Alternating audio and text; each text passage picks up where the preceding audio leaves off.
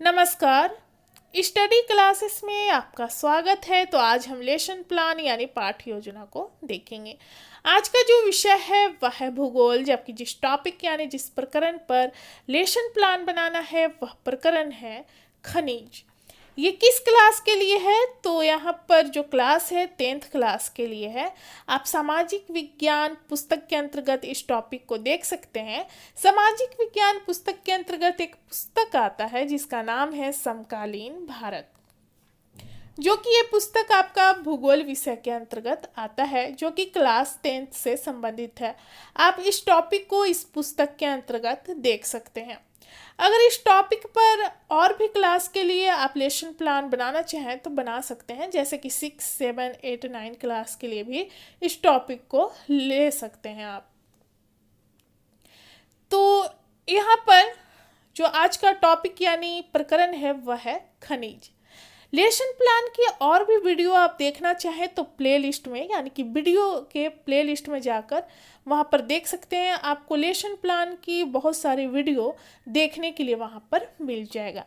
तो आइए आज का टॉपिक स्टार्ट करते हैं। सबसे पहले लिखते हैं विद्यालय का नाम, यानी कि यहाँ पर इस बात का ध्यान रखेंगे कि लेसन प्लान यानी पाठ योजना आप जब भी बनाना स्टार्ट करेंगे अपने रजिस्टर की लेफ्ट पेज से इसकी शुरुआत करेंगे। सबसे पहले लिखेंगे विद्यालय का नाम, जिस विद्यालय में आप पढ़ाने के लिए जाने वाले हैं। फिर उसके बाद अपना नाम लिखेंगे, फिर अपना क्रमांक यानी आपका रोल नंबर क्या है। विषय हो जाएगा भूगोल प्रकरण, यानी कि किस टॉपिक पर लेसन प्लान बनाना है। तो यहाँ पर लिखेंगे खनिज। किस क्लास के लिए बनाना है तो यहाँ पर हो जाएगा 10th क्लास। कितने समय तक आपको पढ़ाना है, तो जो क्लासेस होती है 35 या 40 मिनट की होती है, तो उसके अनुसार लिखेंगे। किस घंटी में आपको पढ़ाने के लिए मिला है वो लिखेंगे। दिनांक यानी डेट क्या है और आपका सत्र कौन सा चल रहा है, इन सारे चीज़ों को यहाँ पर लिखेंगे। फिर उसके बाद जो पॉइंट आता है वो है सामान्य उद्देश्य का। इसके अंतर्गत 5 पॉइंट आता है, जैसे कि हम सामान्य उद्देश्य में विषय से संबंधित उद्देश्य को लिखते हैं, जो कि हमारा विषय है यहाँ पर भूगोल, तो इससे संबंधित उद्देश्य को लिखेंगे। जबकि इसके बाद जो आता है हमारा विशिष्ट उद्देश्य का पॉइंट आता है, जो कि हम प्रकरण से संबंधित उद्देश्य को लिखते हैं। तो जैसे कि हमारे यहाँ पर प्रकरण है खनिज, तो इससे संबंधित उद्देश्य को हम विशिष्ट उद्देश्य में लिखेंगे।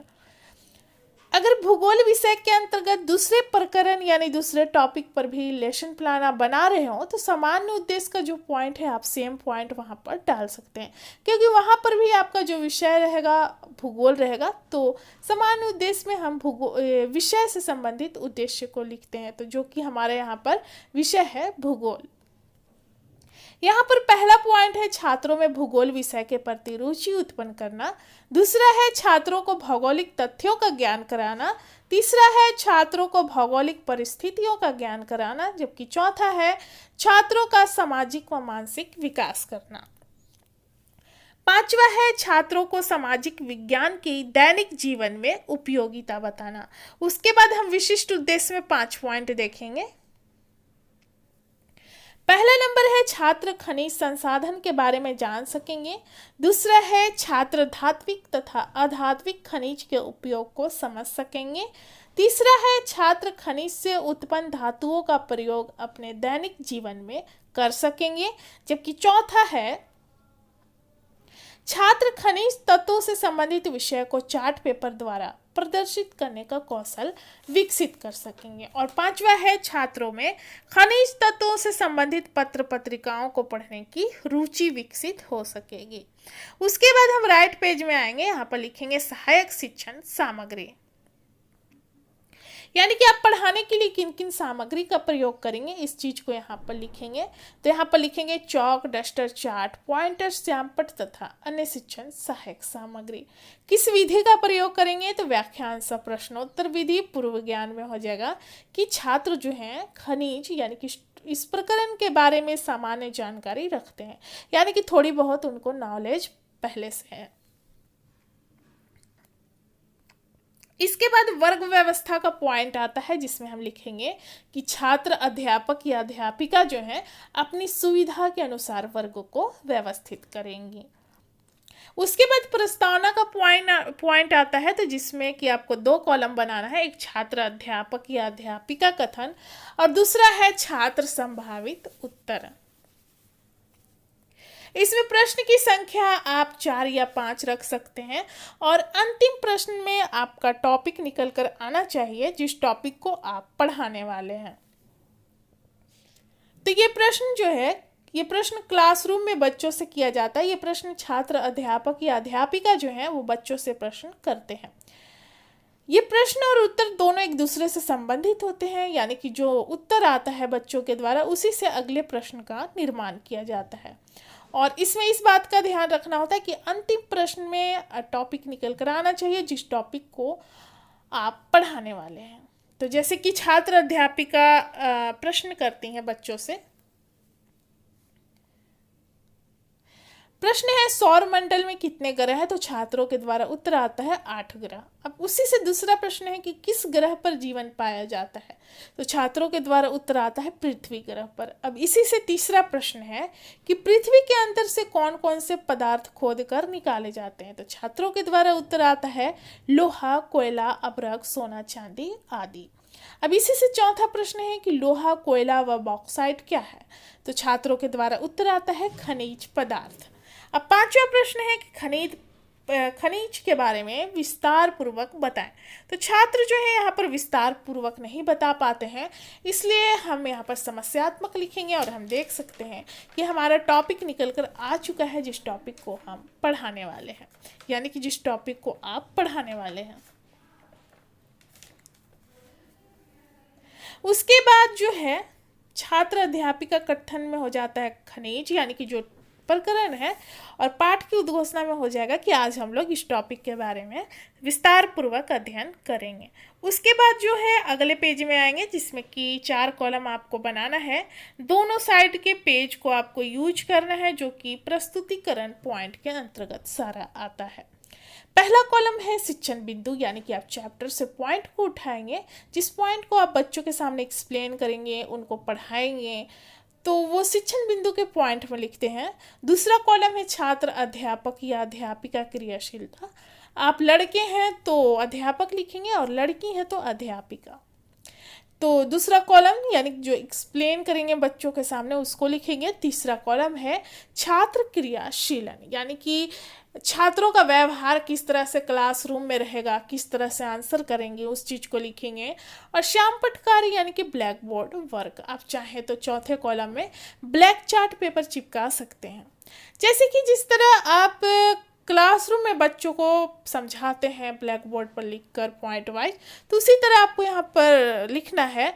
और आप चाहें तो इससे संबंधित कुछ पिक्चर्स को भी चिपका सकते हैं, क्योंकि बच्चे जो हैं फ़ोटो को देखकर यानी पिक्चर को देखकर किसी भी टॉपिक को बहुत जल्दी समझ जाते हैं। तो सबसे पहले हम जानेंगे कि खनिज क्या है। ऐसे पदार्थ जिनको खान में से खोद कर निकाला जाता है, इन पदार्थों को खनिज या खनिज पदार्थ कहते हैं। ये जमीन के अंदर उपस्थित होते हैं जिन्हें खुदाई करके बाहर निकाला जाता है। खनिज पदार्थ को हम प्राकृतिक रूप में प्राप्त करते हैं। जब इन्हें खान से बाहर निकाला जाता है तो यह शुद्ध रूप में नहीं होते। इनका शुद्धिकरण यानी कि शुद्ध करके ही इनके उपयोग में लाया जाता है। ये खनिज पदार्थ ठोस और क्रिस्टल के रूप में उपस्थित होते हैं।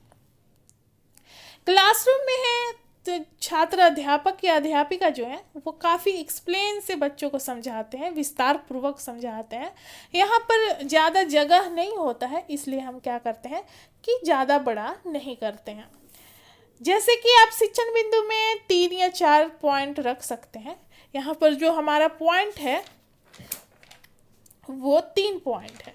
जैसे कि खनिज हो गया पहला, दूसरा है खनिज के प्रकार और तीसरा है खनिज संसाधन के संरक्षण के उपाय। तो 4 पॉइंट आप रख सकते हैं, 3 यहाँ पर इसलिए क्योंकि काफ़ी बड़ा हो जाएगा, इसलिए हमने 3 पॉइंट रखा है। तो यहाँ पर जो छात्र अध्यापिका हैं बच्चों को समझाने के बाद उनसे प्रश्न करती हैं खनिज क्या है। तो छात्रों के द्वारा उत्तर आता है खनिज ऐसे पदार्थ को कहते हैं जो खान से खोदकर निकाला जाता है।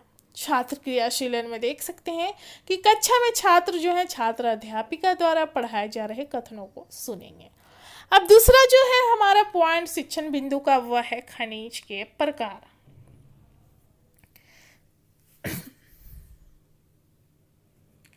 श्यामपट्ट कार्य में भी यहाँ पर देख सकते हैं खनिज के बारे में कि पृथ्वी के भूगर्भ से खुदाई करके प्राकृतिक रूप से पाए जाने वाले तत्व या यौगिक को खनिज कहते हैं, जैसे कोयला, अभ्रक, जस्ता आदि। यहाँ पर देखेंगे कि खनिज के प्रकार जो हैं वो 3 हैं, धात्विक, आध्यात्मिक और ऊर्जा खनिज। धात्विक में आपका आ जाएगा अलौह और लौह खनिज, और आध्यात्मिक है उसके बाद ऊर्जा खनिज, जो कि हम एक्सप्लेन यानी कि विस्तार पूर्वक यहाँ पर देखेंगे। सबसे पहले देखेंगे धात्विक खनिज पदार्थ। ऐसे खनिज पदार्थ जिनमें धातु पाई जाती है उन्हें धात्विक खनिज पदार्थ कहते हैं, जैसे लोहा, चांदी, कोबाल्ट आदि। इसके 2 प्रकार हैं, एक अलौह धात्विक खनिज और दूसरा लौह धात्विक खनिज। तो सबसे पहले हम देखेंगे अलौह धात्विक खनिज क्या है। ऐसे खनिज पदार्थ अर्थात धात्विक खनिज पदार्थ जिसमें लोहे की मात्रा नहीं होती, इसलिए इसे अलौह धात्विक खनिज पदार्थ कहते हैं।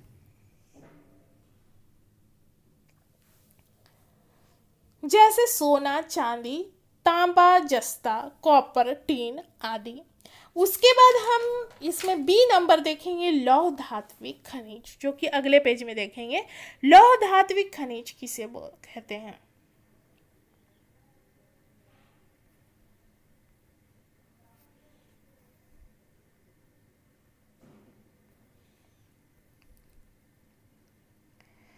ऐसे धात्विक खनिज पदार्थ जिसमें लोहे की मात्रा होती है उसे लौह धात्विक खनिज पदार्थ कहते हैं, जैसे मैग्नीज, निकेल, कोबाल्ट, टंगस्टन आदि।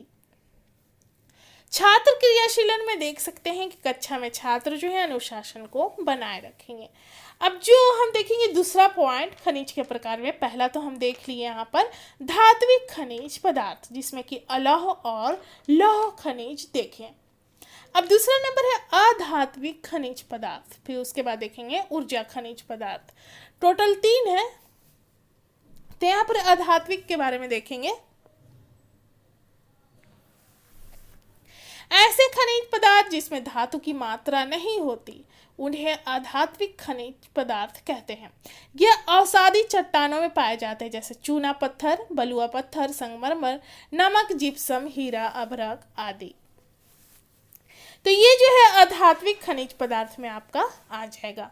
फिर उसके बाद देखेंगे ऊर्जा खनिज पदार्थ। ऐसे खनिज पदार्थ जिनका उपयोग करके ऊर्जा का उत्पादन किया जाता है, ऐसे खनिज पदार्थों को ऊर्जा खनिज कहते हैं, जैसे कोयला, पेट्रोल, प्राकृतिक गैस आदि। अब इसी को समझाने के बाद छात्र अध्यापिका जो हैं छात्रों से प्रश्न करती हैं। प्रश्न है कि अधात्विक खनिज किस प्रकार के चट्टान में पाए जाते हैं, तो छात्रों के द्वारा उत्तर आता है अवसादी चट्टानों में। उसके बाद हम देखेंगे तीसरा पॉइंट जो है खनिज संसाधन संरक्षण के उपाय। खनिज संपदा का नियंत्रित उपयोग करके बर्बाद होने से इसे बचाया जा सकता है। प्रायः कोयला, पेट्रोल आदि खनिज ईंधनों का प्रयोग कम करके इनके स्थान पर उन ईंधनों की खोज की जाए, जैसे विद्युत, सौर ऊर्जा, नाभिकीय ऊर्जा आदि। खनन कार्य को वैज्ञानिक विधि द्वारा किया जाना चाहिए तथा साथ ही यह कार्य नियोजित और उन्नत तकनीकी द्वारा किया जाना चाहिए। खनिजों पर सरकार का नियंत्रण होना चाहिए और इसके खनन के लिए सरकार की स्पष्ट और कठोर नीति होनी चाहिए, जो कि खनिज संसाधन संरक्षण के उपाय के रूप में है। अब इसी से प्रश्न करती हैं छात्र अध्यापिका छात्रों से। प्रश्न है खनिज संसाधन संरक्षण के 2 उपाय बताएं। छात्रों के द्वारा उत्तर आता है खनिज पर सरकार का नियंत्रण होना चाहिए, दूसरा खनन कार्य वैज्ञानिक विधि द्वारा किया जाना चाहिए। उसके बाद हम श्यामपट्ट कार्य में देखेंगे कि इसके जो उपाय हैं, तो खनिज पर सरकार का नियंत्रण होना चाहिए, कोयला, पेट्रोल आदि खनिज ईंधनों का प्रयोग कम किया जाना चाहिए, इसके स्थान पर विद्युत, सौर ऊर्जा आदि का प्रयोग किया जाना चाहिए। तो ये सारा प्रस्तुतिकरण पॉइंट के अंतर्गत था। उसके बाद हम अगले पेज में आएंगे जिसमें कि हम छात्रों का मूल्यांकन करेंगे।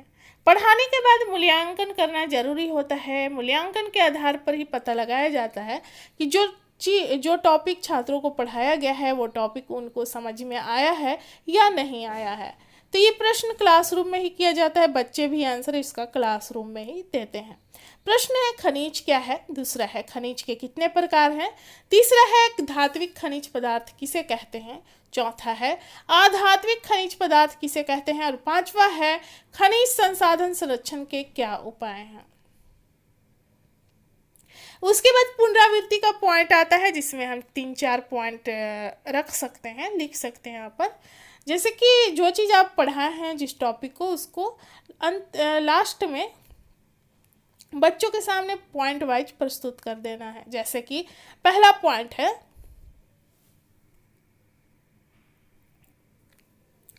पृथ्वी के भूगर्भ से खुदाई करके प्राकृतिक रूप से पाए जाने वाले तत्व या यौगिक को खनिज कहते हैं, जैसे कोयला, अभ्रक, जस्ता आदि। दूसरा पॉइंट है खनिज पदार्थ के 3 प्रकार हैं, धात्विक, अधात्विक और ऊर्जा खनिज।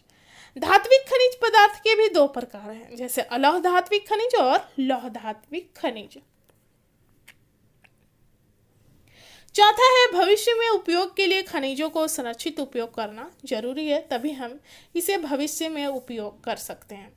गृह कार्य यानी कि बच्चों को होमवर्क दिया जाता है तो आप 2-3 प्रश्न दे सकते हैं। प्रश्न है खनिज क्या है और दूसरा है खनिज के कितने प्रकार हैं। तो लेसन प्लान जो है यहाँ पर हमारा समाप्त होता है। मिलते हैं अगले वीडियो में अगले लेसन प्लान के साथ। धन्यवाद।